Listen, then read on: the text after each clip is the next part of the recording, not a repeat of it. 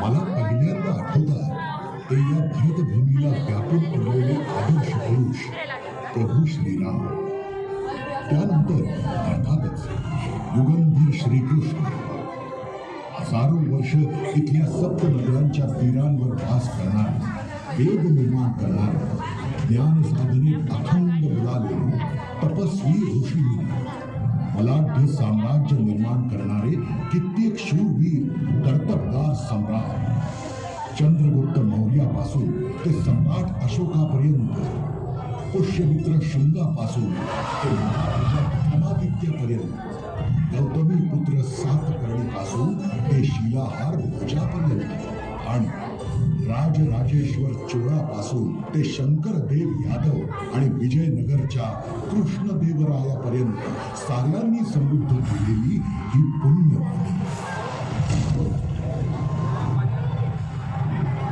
काय मिळतं इथे?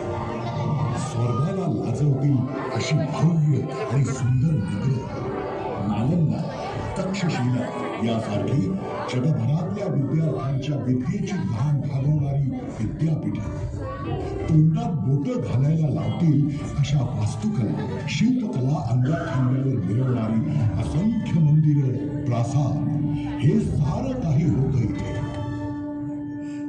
पण 800 वर्षांपूर्वी या समृद्धीला, या सौंदर्याला दृष्ट लागली.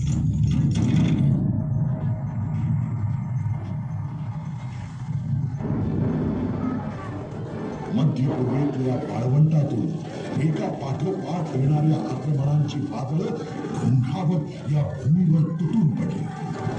वखवखलेल्या नजरांनी, वासनांनी हा आसमंत घेऊन टाकला. जणू काही टोळधाडीच.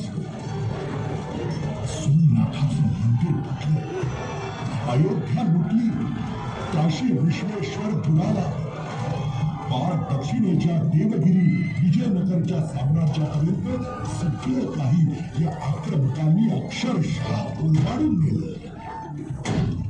इथल्या प्रजेनं अशी क्रूरता, असे अत्याचार कधी पाहिलेच नव्हते.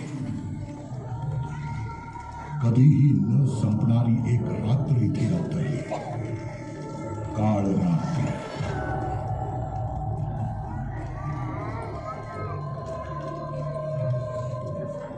ओठावरचे हुंदके दाबून जनता आक्रोश करत होती. तिला कुणीही वाली नव्हता. देवांचं रक्षण भक्तांनी करायचं की भक्तांचं रक्षण देवांनी करायचं हेच समजत नव्हतं. आणि तशातही एकनाथांसारखा संत जगज्जननी तुळजा भवानीला पुन्हा पुन्हा साकडं घालीत होता.